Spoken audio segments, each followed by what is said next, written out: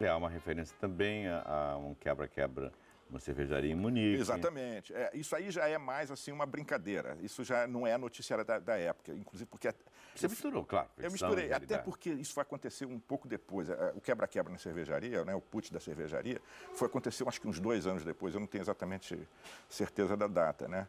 Então, e você é também um momento fantástico, quer dizer, da eclosão das ideologias organizadas, né?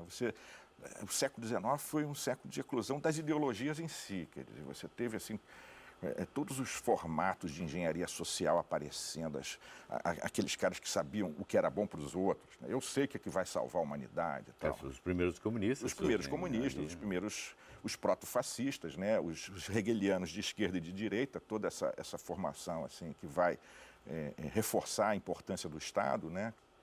Então, tudo isso acaba sendo, tudo é um bolo que está crescendo justamente nesse começo da década de 20. A década de 20 vai determinar a morte de 50 milhões de pessoas e a mudança da geografia toda do planeta.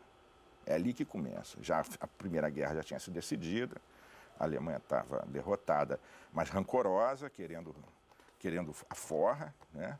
Então, esse é o momento assim, de mudanças sociais fundamentais. Tem uma expressão ali que eu acho que ficou legal, que foi o seguinte, quer dizer, era um sujeito que tentava dar um golpe Belle Époque no alvorecer da era dos Panzer.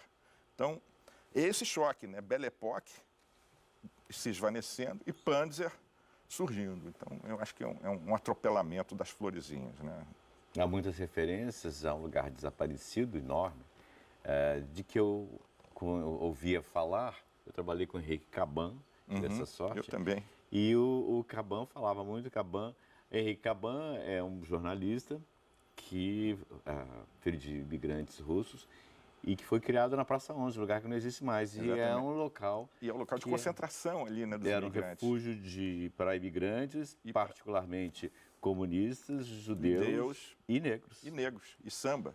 E samba. Ali surgiram as primeiras escolas de samba, né? Havia um desfile de carnaval? Havia um desfile de carnaval absolutamente espontâneo, sem nenhum tipo de organização, que era muito mais interessante, pelo menos do meu ponto de vista, essa coisa muito organizada, acho que sufoca, né? Que categoriza o samba, tem categoria disso, daquilo. Mas naquela época não, era simplesmente o corso, né? As pessoas se amontoavam nos bondes, parecia um bolo confeitado de gente ali, né? E as pessoas saíam.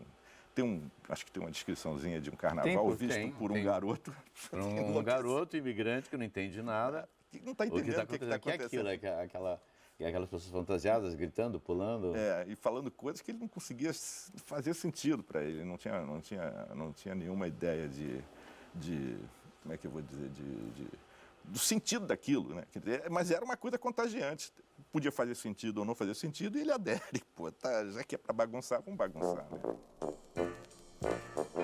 Yuli não conseguia entender, por mais que o veterano irmão lhe explicasse, o que divisava da janela era-lhe incompreensível.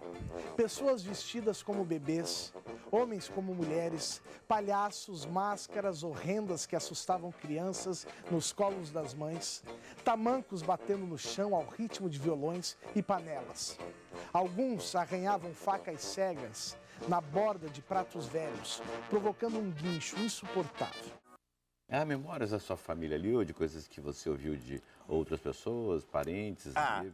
Mas assim, não digo uma memória exata, é uma memória talvez assim emocional, né? O meu pai chegou no Brasil da Polônia, seu pai? Não, meu pai é da Polônia, mas ele chegou, ele se refugiou na então União Soviética e tal, salvou-se do nazismo nessa época e tal. Quando ele chegou no Brasil, ele foi ser mascate. Como um dos personagens. E tem um nome muito específico. Yuli. Como Yuli e como Mark, irmão do Yuli. Que eles foram bater de porta em porta e vender pano, vender perfume, vender o que podia vender nessa época, né? E essa atividade, que tinha um nome muito específico entre os judeus, chamada Klienteltchik, por causa da clientela, né? Então, era uma junção de da palavra brasileira, clientela, e esse tic, que é típico do Yiddish, né? Enfim, quer dizer, essa experiência dele, eu guardo. Ele chegando em casa com um bolo de cartões de clientes, anotando as coisas e tal. Enfim, tudo isso faz parte de uma memória que eu faço retroceder para a década de 20, porque não era diferente, né? A venda, a prestação, e era tudo no fio do bigode, não tinha nada, né? O sujeito chegava na porta de uma dona de casa, mostrava... Que ele nunca tinha que ele visto. nunca tinha visto antes. No né? bairro da Piedade, No por bairro da exemplo. Piedade, ele chega, dona fulana, a senhora está interessada? Olha aqui, trago uma mercadoria bonita. Quer dizer com que aqui." abria... Abria lá a mala dele, botava em cima de uma espécie de um cavalete, e aquilo virava um tabuleiro de feira. Ele expunha a mercadoria, o que ele tinha para vender, essas coisas todas. E vendia a prestação, vendia fiado. E não tinha nem a prestação, e eu me lembro, não era nem uma prestação assim, 10 de tanto sem juros, não é isso não. Quanto a senhora pode pagar hoje? Comprava R$50 de plano, eu posso dar 15 hoje, tá bom, amanhã eu dou 5, mês que vem dou 3, sei lá, enfim. Vai fazendo, vai vendendo mais e cria uma relação, cria um vínculo, essa coisa toda. Enfim, isso é uma experiência que eu tenho muito vivida na minha vida, eu tenho muito próxima. Meu pai foi, depois ele se estabeleceu. Ele foi um pouco Yuli, depois também foi um pouco Mark.